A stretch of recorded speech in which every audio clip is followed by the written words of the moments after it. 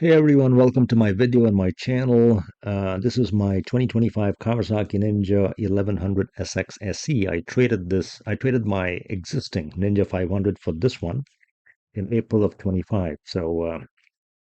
I did a bit of research. I'll share some of that with you, but very happy with my latest bike.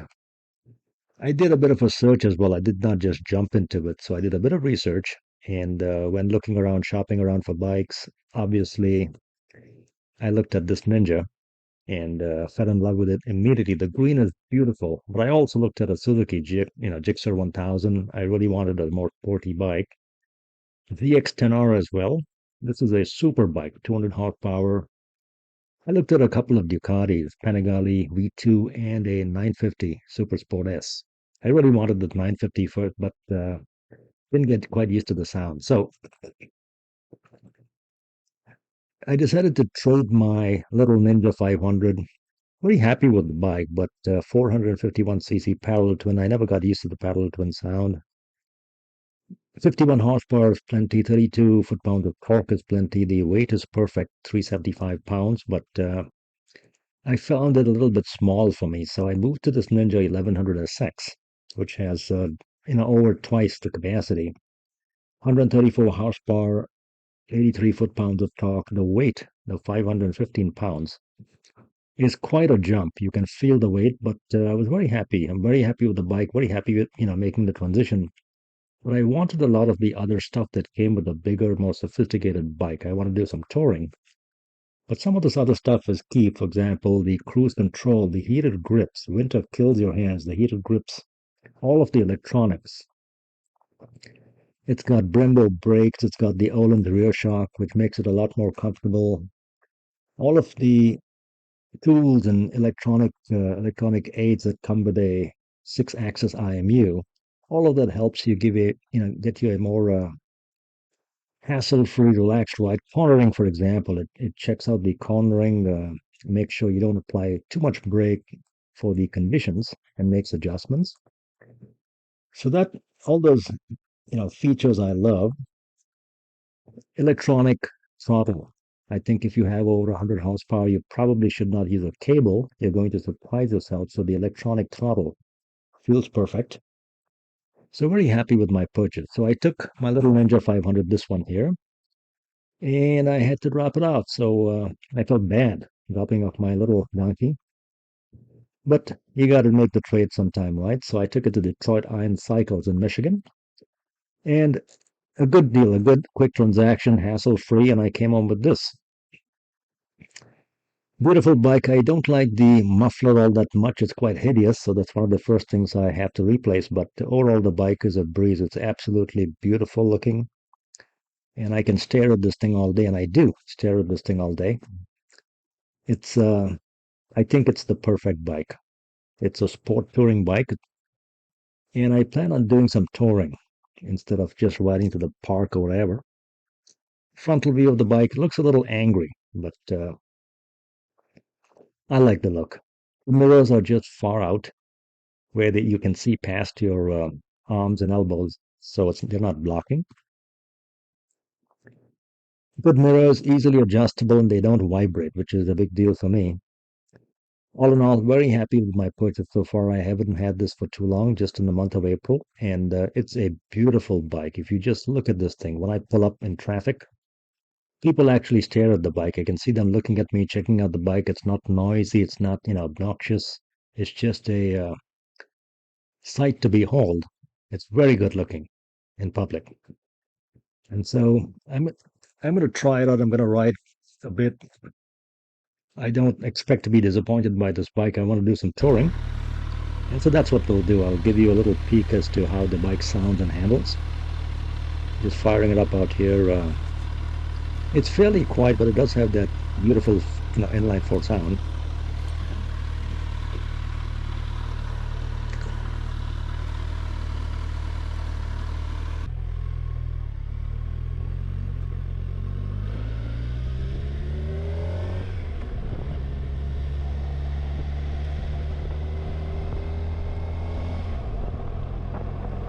Beautiful bass sound of the inline four. I love the induction sound. I love the exhaust sound.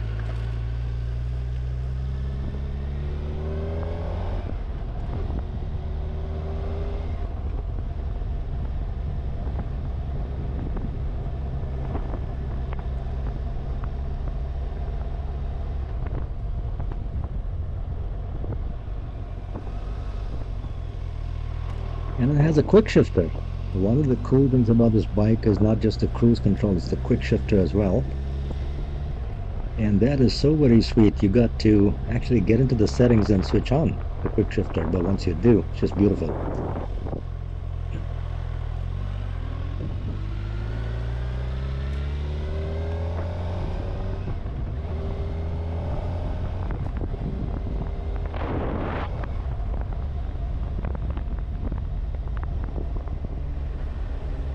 I'm catching my breath a little bit from the pace of the introduction to the video.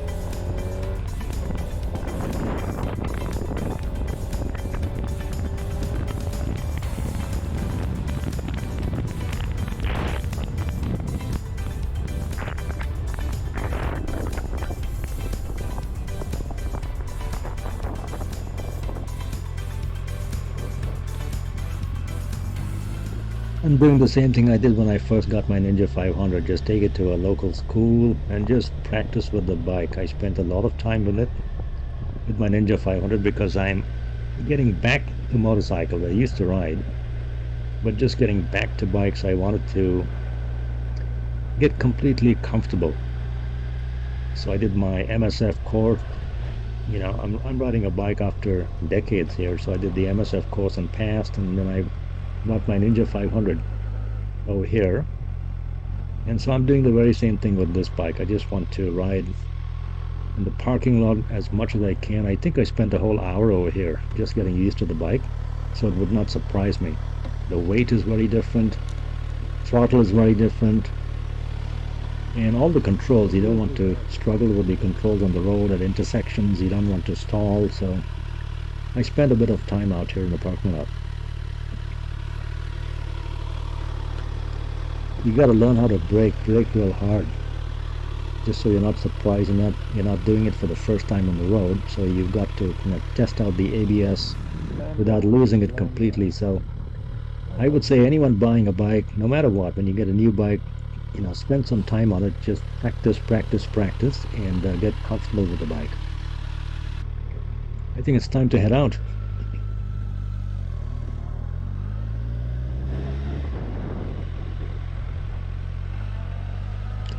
Maybe I'll do a few more 8s in the parking lot, but I did a lot of this that day. I spent over an hour. Sometimes people think it's a little silly, but I did a lot of this, just making sure I was comfortable, flicking the gears, not taking things for granted.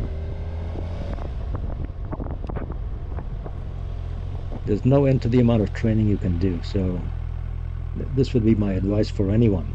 I don't care how experienced you are when you're coming back, especially after not riding for a long time, or even if you're getting back on the bike after winter. Just spend some time just getting a feel of the controls, especially the brakes, before you take on that, long ride or fast ride with a group or whatever.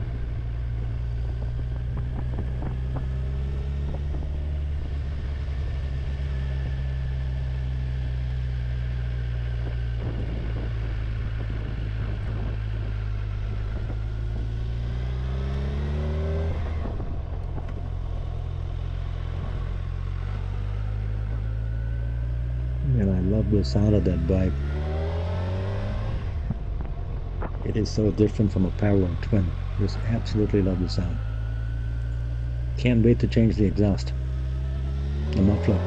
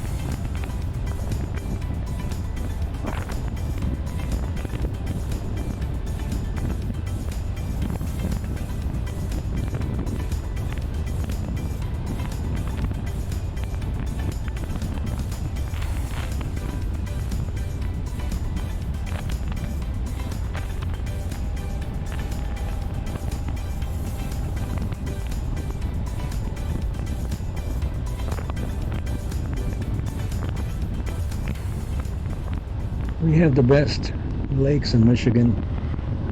Can't get enough of the water. Beautiful rides by lakes. Lake Michigan, not this one. Lake Michigan is a huge lake for people who don't live in the U.S. and not familiar with Michigan.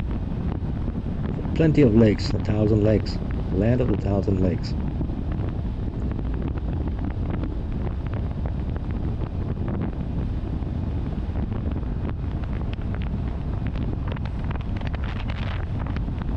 I've got to put my other cameras back on. I got to put my GoPro 10 facing backwards so I can get a rear-facing shot. I also have to mount my Insta360. I haven't done it yet, but in the next few days I will.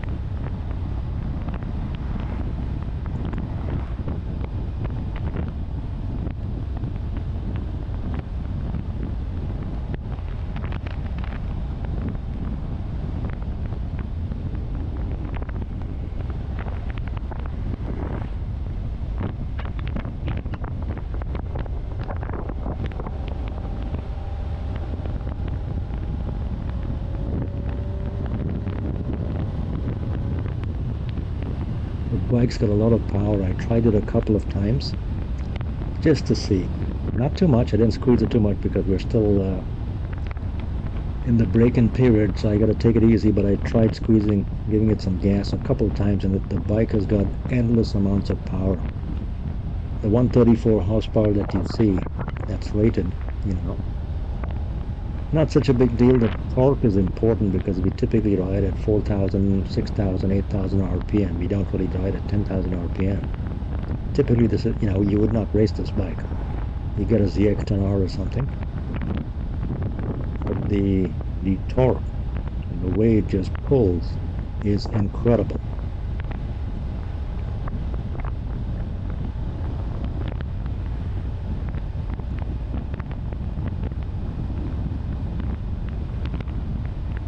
All Michigan roads don't look like this, by the way. They got plenty of potholes, but you're welcome to visit and try.